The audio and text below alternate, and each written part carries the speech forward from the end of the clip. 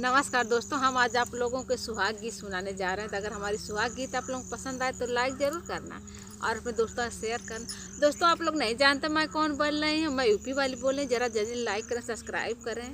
तो चलिए हम आप लोगों को बहुत ही अच्छी गीत सुना। देखी मोरे बाबा मछरी छटा कली, अरे मछरी छटा कली, अरे काऊ देखी भौरा गुनगुनाल रे लाला नवा, अरे काऊ देखी भौरा गुनगुनाल रे लाला नवा।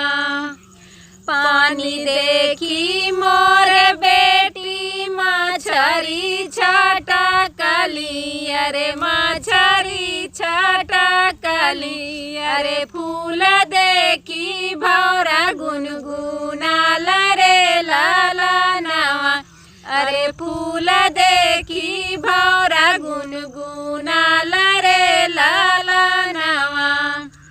काऊ देखी मोरे बाबा कैला बिया हवा, अरे कैला बिया हवा, अरे काऊ देखी गैला लो भाई रे लाला नवा, अरे काऊ देखी गैला लो भाई रे लाला।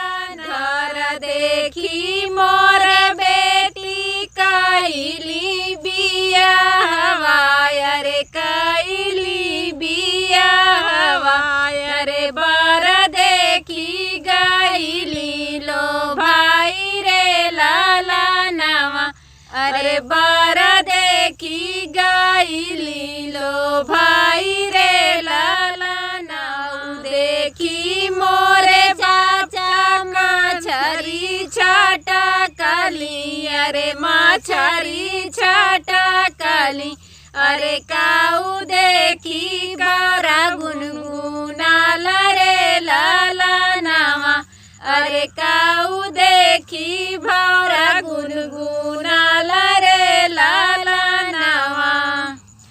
पानी देखी मोर बेटी मछरी छटा कली, अरे मछरी छटा कली, अरे फूल देखी भौरा गुनगुनाल रे लाला नवा, अरे फूल देखी भौरा गुनगुनाल रे लाला नवा।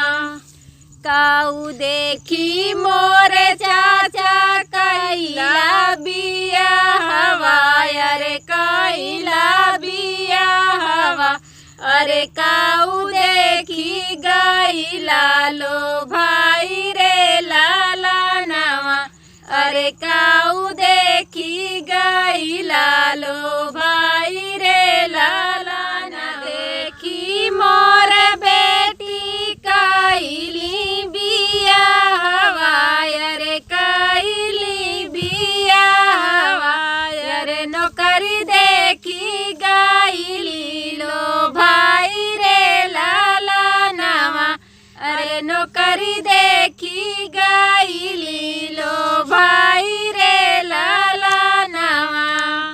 काऊ देखी मोरे भैया मछरी छटा कली, अरे मछरी छटा कली, अरे काऊ देखी भौरा गुनगुनाल रे लाला नवा, अरे काऊ देखी भौरा गुनगुनाल रे लाला नवा।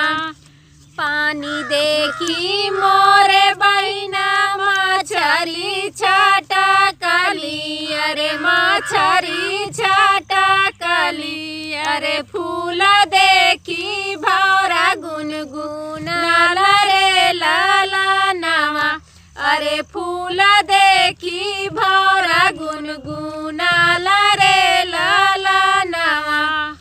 काऊ देखी मोरे भैया कैला बिया हवा, अरे कैला बिया हवा, अरे काऊ देखी गैला लो भाई रे लाला नवा, अरे अरे काऊ देखी गई लालो भाई रे लाला नौकरी देखी मोरे बहिना गईली बिया हवाई अरे कईली बिया हवाई अरे बानोई देखी गईली लो भाई रे लाला नावा अरे ननदोई देखी गईली लो भाई रे लाला नावा। तो दोस्तों गीत कैसी लगी कमेंट में ज़रूर बताइएगा।